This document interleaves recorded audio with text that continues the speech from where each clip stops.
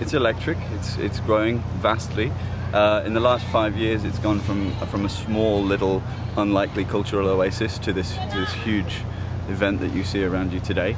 Obviously, we host Art Basel Miami Beach, which is one of the largest art fairs in the world, together with I think over 50 parallel fairs which have sprung up, including Art Asia, Scope Miami, Pulse, Nada, just to mention a few. Oh, I can turn the music down. Yeah. We just had there was like a big picnic for artists from Malta. They were here.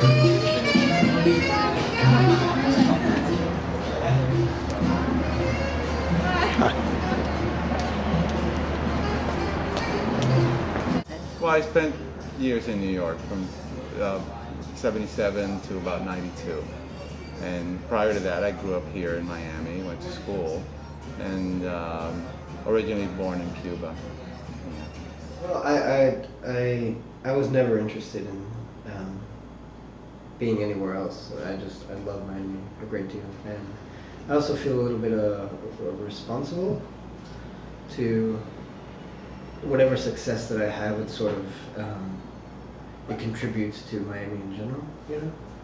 Because a lot of people sort of leave and go away, and whether they become successful or not, it has no real connection to Miami in any physical way. So I was interested in that. Yeah, I do have like a different perspective, perhaps, just as a newcomer and coming from Chicago, which had a really active art scene and universities. And while I was there, I started this nonprofit artist residency program and was really active in the community. And then moved to New York and did things there. And so it was really interesting to come to Miami and see what was going on here and what could be done. And yeah, so.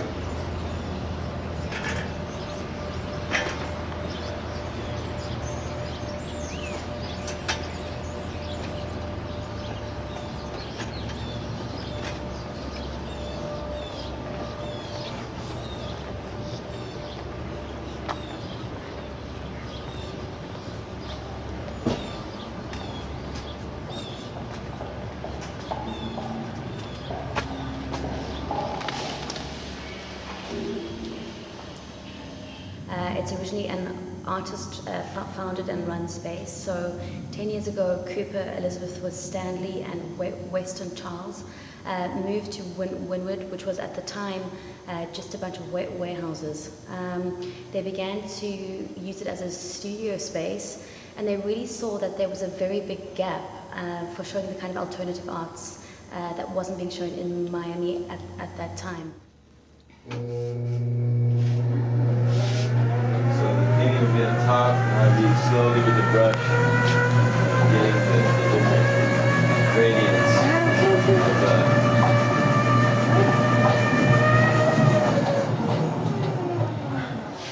Where is it? Yeah. There's still a lot to do here. It's a young city, so I feel like if you're an artist here, you have more of a ability to do things. Whereas in New York, for example, you have so many people doing something similar, so it's harder, I guess, to get people to listen if you're amongst a lot of noise. Here is only noise at this time of year, you know, when everyone comes from Basel. So I love the Noguchi, Isamu Noguchi stuff. Like he's a Japanese sculptor, so he worked at the US. But when he come back to Japan, he cannot survive to sales for the art piece. That's why he created for the furniture many.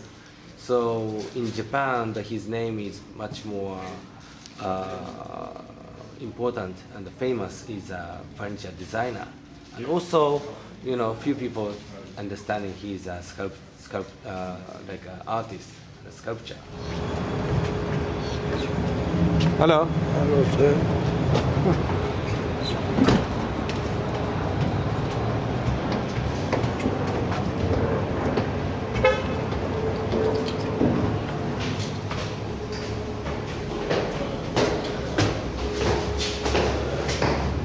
This is my gallery, 2020 Projects.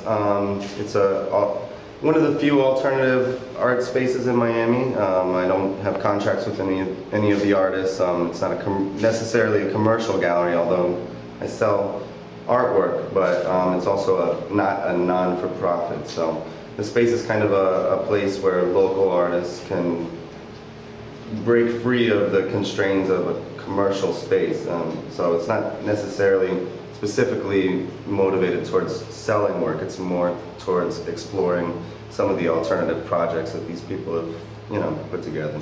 I like to sell ugly things. Like, I mean, more from the side of you, from like you saw it with the Murakami as an example. Yeah. And it's. I think it's just a very interesting place, and I'm attracted to the flatness of it. Some of the different places that I've lived are both geographically and culturally very sort of dramatic and diverse. But I think Miami is this sort of like, pure surface, and I'm attracted to that. Well, at the time it was a lot of family reasons and to get married and be with my family, but also it was a time that I knew I was coming out of graduate school in San Francisco, and it seemed like I was hearing that there was a lot of possibility of artists getting together and starting their own projects and working, and that it seemed like it would be a good time to come home as well.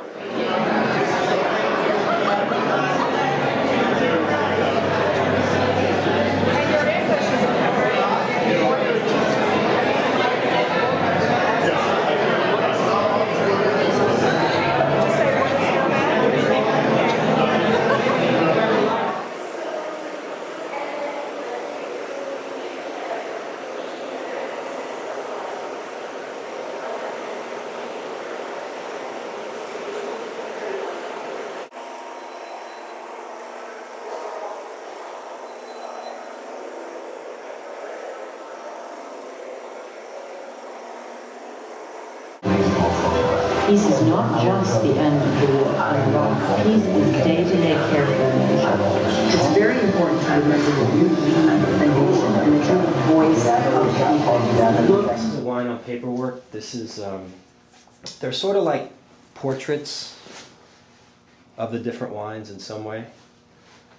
And this is a 1985 Burgundy.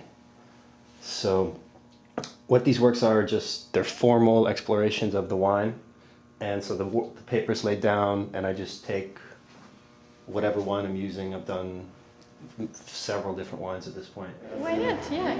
Yeah, sure. When I grew up, I would create a church where people would not come to pray, but would come to experience good design. And 35 years ago, we started Luminaire, my wife and I. And from the very beginning, our mission was not to sell design. It was to tell design. It was to educate people about the importance of design. And for us, it was a mission because I firmly believe that good design affects people's lives. But it's also different but equally wonderful to meet with and know the people, the artists and the designers. They're two separate parts of the experience, but both are very meaningful.